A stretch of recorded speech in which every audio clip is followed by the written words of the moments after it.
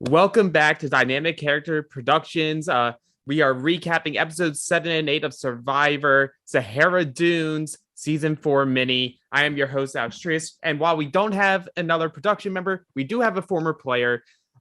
He was a great pre-merge player from Iriki Island. It's our boy, Stephen Bays. Stephen Bays, how are you doing? How are you enjoying the season? I'm doing it so far good. A little confused about everything, but other than that, I'm good. Yes, in a season where a lot of mini moves are happening, it's sort of hard to show it on the TV screen. But I think like episode 8 really does highlight more of a physical look of what was happening. But before we can go into that, we'll dive into episode 7. So episode 7 is Who Wants to Be My Partner? We see Alanis is sort of dealing with the blind side of Robbie. She feels sort of betrayed by a lot of people, doesn't know who to trust, but we immediately jump into the immunity challenge. And the immunity challenge, you have 30 seconds to find a partner. You have to just pick, and you just see a bunch of people shouting, desperately trying to find people. And we end up with partners of Jordyn and Erik, Kylie, Danny, John and Michael, and Alliance and Victoria, just like sort of picked by default. And it's Jeremy's challenge, but with a twist because you're doing it in pairs. You're sequentially rolling dice from 1 to 6, adding a cup to the bottom of the stack that you're balancing in your hand, and you're taking turns between you and your partner. If one of you drops your stack, you have to start from scratch. First to complete their 4 cups and the roll of dice will win, and both will be safe from tribal council. So, Steven, what did you think about this challenge and sort of like how people picked their partners? It was kind of interesting because if you choose a partner, you basically telling situation to tribe like this is my number one. Like I trust this person more than I trust you. Mm-hmm. Is that how I felt it was? And that's how everybody else felt like it. Yeah, and how do you think you would have done on this challenge? Probably. I would have done bad. Well, but yeah, little cashew. Oh my! I was trying to make him not be. But hello. That's my wife. Want to say hi to everybody, Ninja? You hate me. Well, Mrs. Bays, how are you enjoying the season so far? I actually am not a huge Survivor fan. I know everybody's gonna hate me for that, but whenever Steven was on it last season, correct? I was very supportive of him. So, and you're gonna murder me, aren't you? Let me put you down. No, I was very supportive of him. We kind of were each other's number one fans and that type of stuff. So whatever he does, I'll support him, and whatever I do, he supports me. So that's fantastic. Okay, Steven. So we see the 2 people that don't get picked that are forced together in Victoria and Alanis, who are also the 2 people that a lot of the people left in the game were like, oh, these would be easy votes to like get out. They end up winning. And that creates, it's hilarious, right? Because now you're going back into the setting and everyone's sort of like, oh, well, we wanted to vote out Victoria because she's smart and we just like, maybe we haven't talked to her enough, so she's an easy vote. We can't do that. Maybe Alance, oh, she's safe too. So it's sort of like, what are we supposed to do now? It's like, and we see Jordyn name starts getting brought around. How are you feeling about that? I know you were a Jordyn fan this season. I was kind of disappointed because I didn't understand why Jordyn. I mean, I guess it's the first name that came up that no one else wanted to throw out a name. Yeah, well, I think the bigger issue here is you had that new Damu tribe. Primarily, you have Erik, John, Kylie, and Danny. They're all still extremely tight with each other. They're a big voting block. And so, obviously, at that point, none of them want to vote each other out. They were all looking at voting out Victoria or Alanis, so you can't do that. They think they have Michael in their back pocket, so you can't do that. So that sort of just leaves Jordyn there, like you said, sort of by default. And we see Jordyn, like, she's not scared to play. She fights. She, like, throws out, tries to get a John vote going. And I think that was the right call, putting John as the name out there. He's sort of been out there. Like, what do you think of, like, was that the right person to target if you're Jordyn? I think so, because I don't think Jon would be somebody who we ever work with her. So get somebody out who not going to work with you. That way you can work with the others. Like, hey, let's get this person out. Right. Absolutely. And I think overall it made it more entertaining because you have Jon, who's just like very out there, very animated. He's a character, but he's also trying to control this game.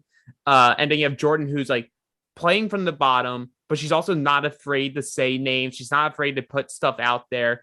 But you see, like, a lot of people are actually sort of debating, like, maybe we could get out Jon. But then you have other people like, oh, Jon's still the shield. It's still important for us to have him here. But then the idol talk starts happening again. And, I think you have some experience from your season.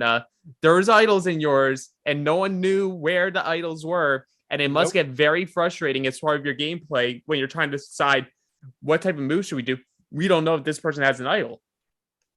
Yeah, it's kind of frustrating because how many hours they've been playing, and they already at the modes, and no advances have been played, or no advances of the whole been played had come about. So they are probably paranoid about that. Like, someone may have an idol or may have something to help them. They just don't know who have it. And as they get smarter and smarter, got more wits. Like, I know I don't have it. What happened when these people have it?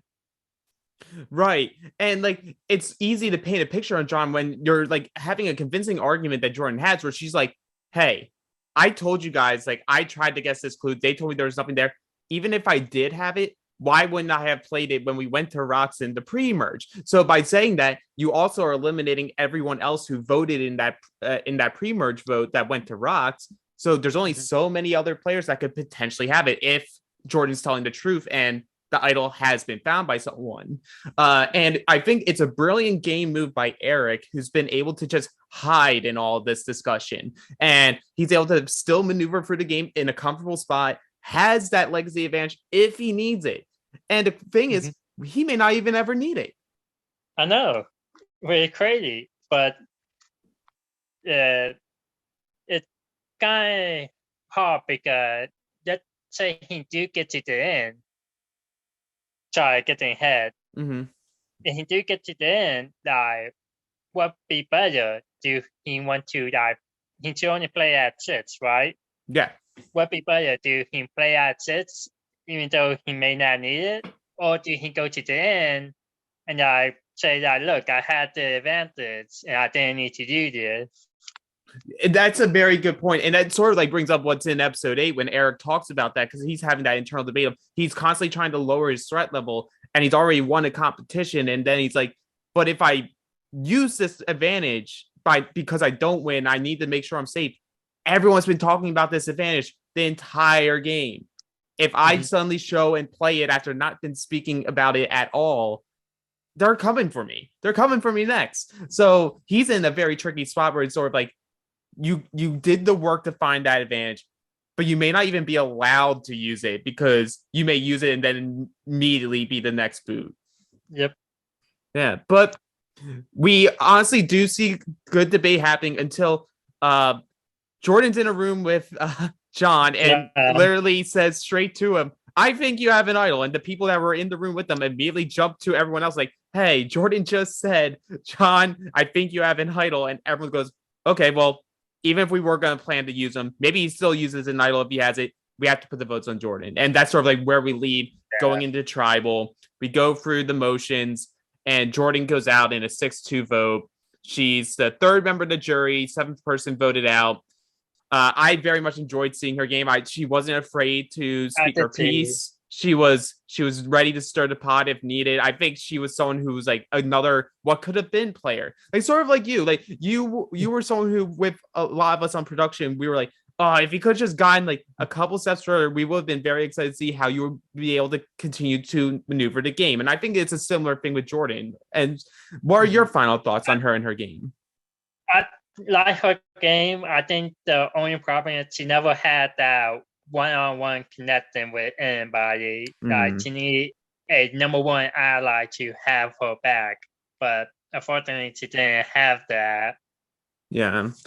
She didn't go to this person like, hey, maybe we should work together to convince this person to roll out this person. Right. It seemed like everybody else get kind of in the group and we don't want to allow her to join us because we type type of situation. And it's a shame with her because in an event where she wins immunity and like Victoria or Alanis go out there, Danny was he was talking about plans. We don't know what the plans were, but in those plans, he was like, I very much wanted to get that one-on-one time with Jordyn, but we never got to do it because I wanted to pull her into something else. And what we can assume is, as we see in episode 8, I think she's in the spot that Alanis finds herself in now, where Erik, Kylie, and Danny have scooped up Alanis under their wing and sort of kicked Jon out to the curb. But we're going to go into it right now. Episode 8, stage a coup. So we go into the challenge, and it's your past returns to haunt you. Multiple rounds. The first round is you're using the solo cups and cards to make a bridge. And use the pencil to guide a ping pong ball into the last remaining cup. First 5 move on. And in this, we see Victoria, Alanis, Michael, Kylie, and Danny move on. Into the second round, we get 6 solo cups in a triangle, and you're throwing the playing cards in them. And once you make all of them in, you move on. 3 move on. And here we see Michael, Alanis, and Danny. Then we see in round 3, you have to roll dice with 3 2-digit numbers and then put them in the correct combination. The first 2 move on, where we see Michael and Alanis move on, and ultimately a jigsaw puzzle of the logo of Sahara Dunes, and Michael comes out on top, winning immunity. Steven, what was it like watching this competition? Oh, I love it. There were so many stages to it. And after that, okay, you may not be the good, but you don't need to finish first in this stage. You just need to finish in the top 3 to move on. Then this one, you don't need to move the top 2 to move on. So now they're like, okay, I don't need to be first, but the next challenge I should be better at. Right. So it's sort of like you don't have to put too much pressure on yourself because you're like, I don't need to be the fastest. I just can't be the slowest.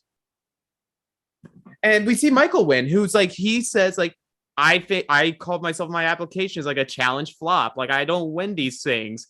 But I know if I can get to a puzzle, I feel like I have a good chance against everyone. And we see him win. So I feel very good for Michael. Like Michael sort of seems like he's sort of on an island in this game. He doesn't really have like a true alliance or a number one similar to Jordyn. But he has like people that he sort of feels like, well, if they can stay in the game, I think they favor me. It's fascinating because he did flip on his old tribe, and that haven't really been brought up at all. I don't think that got put to the side. It's very interesting there because and then people want to work with him and want to bring him along, but I'm not sure how he's doing it. It's very interesting how he's doing it because it almost feels like even though he flipped, the people who felt burned by that flip sort of put more of the blame on Erik, which again goes into that threat level where Eric's like, everyone's blaming me for things. I'm not doing anything, but now I have all this stuff and I can't even use it because then they're just going to blame me more. It's like crazy to watch. I be part of Michael old tribe and I heard that he flipped. I'm not sure how you could trust him anymore, but somehow you can get him by. Yeah.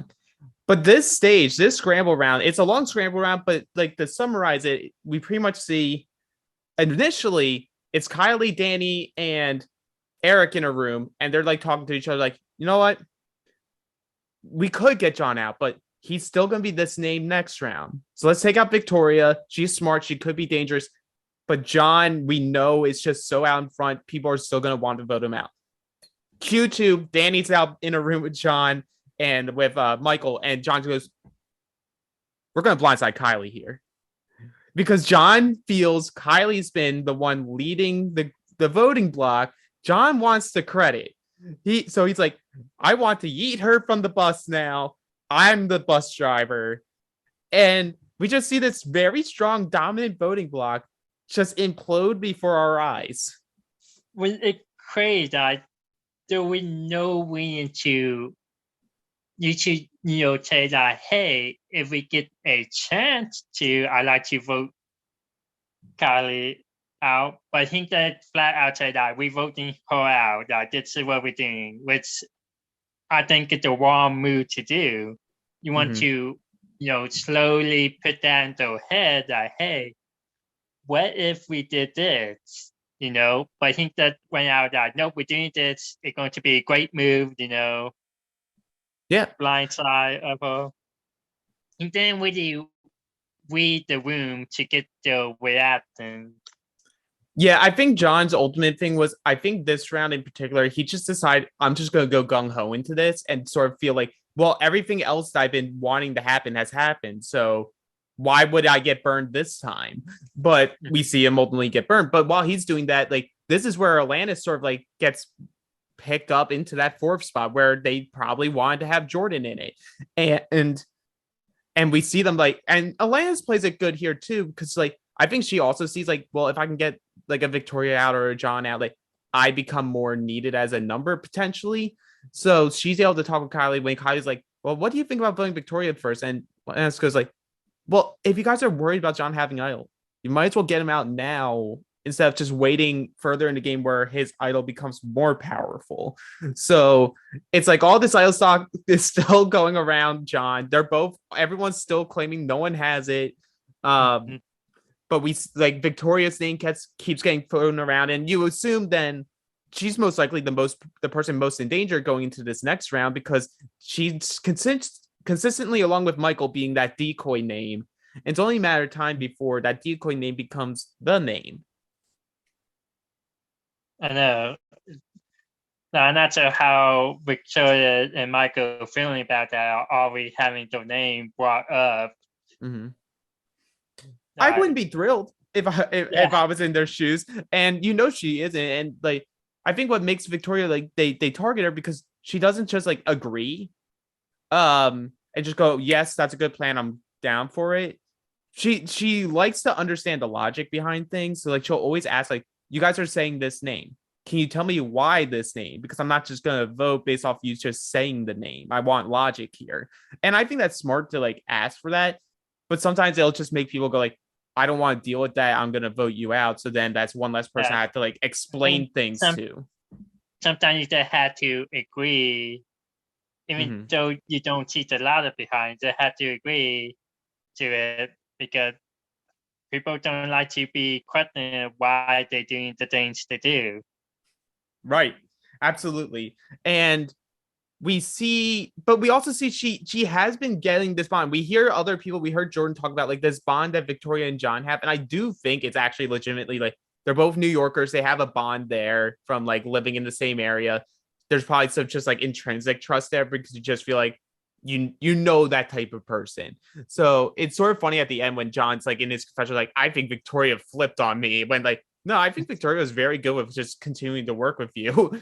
that was heavy on his part. And I think that was a good move on her part. Like, find the people that you feel like you can have some sort of connection with, and you just ride that vote and hope that it works. Because if it's going to be a 4-3 vote, someone's going to be the person who's the deciding force. And a lot of people are feeling like, oh, Victoria could be the deciding force. Danny could be the deciding factor because Danny's like very good at telling both sides, like, yes, I'm with you 100%. But really, he can't be on all sides 100%. Correct. So we get to that wildness. We get to the end. We get to tribal. And in a very wild 4-3 vote, we ultimately see Jon Schneidman voted out, 4th member of the jury, 8th person voted out of this game. He was a blast to watch in this game. I loved his confessionals. He was a riot, like bouncing off the walls energy. That's the type of person that we need on seasons like this to really just give us a cast like a good spark. What are your final thoughts on Jon? I think if he like calm down. Like he don't need to turn it down all the way, but he just turn it down a couple degrees. I think he can come back and win. Oh, for sure. Like if we get like 80% Jon, I think he maybe would be able to like push back a little bit, but still getting the fun that he wants out of the game by playing the game in his mind. But the two really good players that go out here. What's very interesting is ever since the Landon vote, we've seen it's been a back and forth between original tribes going. So every single round, it's been at the post merge, Adamu Amaziwa. So do you think this is going to continue? Keeping track of everything going on. Like, right. I had to write it all down. Like, okay, who got voted out? Okay, what tribe were they on? I'm trying to keep track of the number and who aligned with who. I need like pie chart, not a pie chart, a chart. Some chart to keep track of everything. Oh yeah, and I do have that chart. I created every season to keep track of all that. Do you mind to share it with me so I can follow along? I'll share it with you in the future, Steven. But yeah, so we keep seeing OG tribe members like going back and forth, getting booted out. So it really just more confirms that like the swap tribe voting block method is really what's taking hold of this game. So it's not like very in your face game, but it's a very different style game that I'm very much intrigued by because it creates some more nuance, some more randomness, and like it sort of keeps you on your toes as a viewer. It does. I never know who's going to go home. That I thought like after the Morse vote when we died, everybody voted off Son, the first member of the jury. I thought that okay, if 5-4 now, so the 5 going to stay together and pick up the 4. But no, that didn't happen. And then at 4-4, like what happened? Right. It's interesting because you keep seeing that dynamic, and like you said, they keep going out, and that's why I like from these games is I like seeing the evolution of our own minis because it sort of mirrors the evolution of Survivor, where we started with OG tribes. If you were on that OG tribe, that's who you stuck with the entire game. Now we're getting to a point where it's like people being more self-interested, people seeing like, okay, yeah, I started with this person, but I'm vibing better with these people that I didn't start with. So how about I work with them instead? Like that's what's Michael. That's the flip-flopper. Like he's literally going back and forth with who he's voting for, not caring whether or not it's truly the majority vote, but more just like his own self-interested vote because he wants to own his vote. It's all interesting. But with our 2 episodes like recapped, it's now time to talk about our MVPs of the week. So Steven, who from these 2 episodes overall would you say was the best player in your mind or your favorite person to watch this week? Not hard to decide because, so much happened between the last 2 episodes.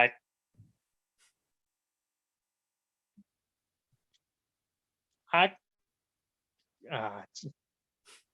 going to just say name Michael. You can say Michael. Could you give me some context of what made you end up picking Michael? I picked Michael because somehow he managed to go back and forth, and no one mad at him for tuning in, and people still want to work with him. Yeah, you know what? He won immunity, and yeah, he sort of got the best of everything. He wasn't on the right side of votes this week, but like you said, he's getting away with being able to just do what he wants to do in the game. So that's a very commendable pick. My pick for MVP, I'm actually going to pick Alanis. She sort of has rebounded pretty well from being blindsided from the Robbie vote. She now finds herself in a pretty good position with Kylie and Danny while she holds reservation against them, like, which is smart. She's not putting all of her trust in them, but she's like, I can use this. I can get in this group. It can help push me farther in the game, potentially help me win it. And she's doing well in the competition. She won an immunity this week. She was close to winning a second one. So like she could have the value of being able to win in the future. So with those reasons, I'm going to pick Alanis as my MVP. And with that, that updates our board to Michael now tied with Kylie for first place with 2 votes apiece. And then Alanis, Erik, Danny, Jon, Jordyn, Robbie, and Maddie all with 1 MVP. So it's anyone's game as we get to these final weeks. But with the remaining people in the game, Steven, who do you think is going to win? You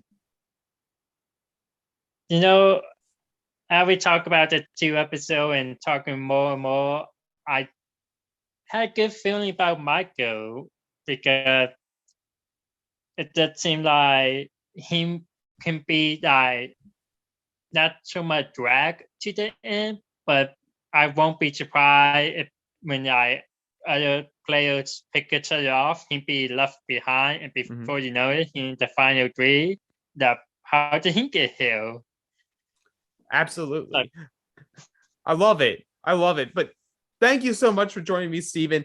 This concludes our recap of episode 7 and 8 of Survivor Sahara Dunes. Please, if you watched this far, remember to press the like button, press subscribe, and click that bell for all notifications so you know when we have new episodes dropping. We drop our episodes every Monday and Thursday for the seasons. We drop exit interviews more likely than not on the Tuesdays and Saturdays, and of course my recaps on Sunday nights. Join our Facebook page, Dynamic Character Productions. That's where you could ask questions for the exit interviews. We also put posts out there. We put polls. Please get involved with the community. Get involved with the conversation. We love hearing the discourse over these seasons. And follow us on all of our social media, which is DCP_org, especially our TikTok, as we put secret scenes from each week's episodes to give you some further context on what was going on during the game. With that, this is my guest, Stephen Bays from Mirror Ricky Islands. I'm your host, Alex Trias, and we will see you next time.